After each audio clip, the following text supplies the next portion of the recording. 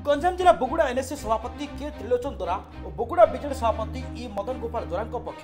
बुगुड़ा बिजु जनता दल कार्यालय एक सांबादिक सम्मेलन अनुष्ठित होता। पलसरा विधायक तथा श्रम मंत्री श्रीकांत साहू विरुद्ध में जो यौन व्यभिचार अभियोग आसी संपूर्ण भित्तिहीन। मंत्री श्रीकांत साहू जनसंपर्क सुशासन जनहितकर कार्य और पलसरा बुगुड़ा जो भली विकासमूलक कार्य चली सह्य कर भारतीय जनता पार्टी जो मंत्री नाम एभली मिथ्या अभियोग बीजेपी आनी। बीजेपी घुमसर युवा मोर्चा सभापति दीपक कुमार प्रधान आनी आक्रमण अभियोग संपूर्ण रूपे भित्तिहीन। जदि किसी सत्यता रही तेज दीपक क्यों मेडिकल चिकित्सित होती ताहार किसी प्रमाण अच्छी प्रश्न कर बुगुड़ा एनएससी सभापति। याछड़ा बीजेपी घुमसर सभापति गोकुलानंद मल्लिक युवा मोर्चा सभापति दीपक कुमार प्रधान समेत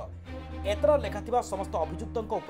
आगामी 7 दिन मध्य जदि कौन कार्यानुष्ठान ग्रहण करा जाए तेज 10,000 ऊर्ध्व कर्मी को नहीं शांतिपूर्ण भाव शोभा कर थाना लिखित अभियोग करने सह मानहानि मोकद्दमा रुजु कर सांबादिक सम्मेलन में बुगुड़ार बहु वरिष्ठ बीजेडी नेता और कर्मी उपस्थित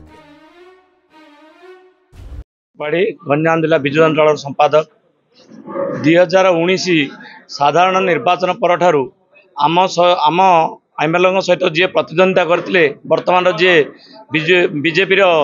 युव मोर्चा गंजाम जिलार सभापति बोलाउछन्ति अच्छा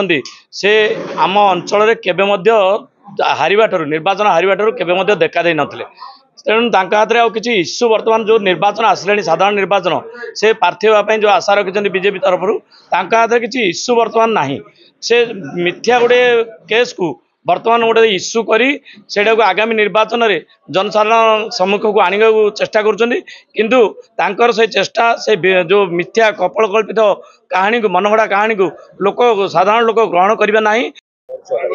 के त्रिलोचन द्वारा नगर सभापति बिजु जनता दल सर कौन कहिबे जो आरोप प्रत्यारोप कहीं आरोप प्रत्यारोप कौन परिस्थिति हला जोटा कि एभली माने सांबादिक सम्मेलन डाकिया आमे सांबादिक सम्मेलन डाकियार मुख्य कारण हला एठी भारतीय जनता पार्टी घुमसर जिला सभापति जो भली मिथ्या आरोप आणुछन्ती से संपूर्ण मिथ्या एवं भित्तिहीन एवं कपल कल्पित सेथि पय आज आमे सांबादिक सम्मेलन डाकिछु तार पाल्टा जवाब देबा। गंजाम पुरुषोत्तमपुर शुभंकर दास को रिपोर्ट संभव टीवी ओडिया।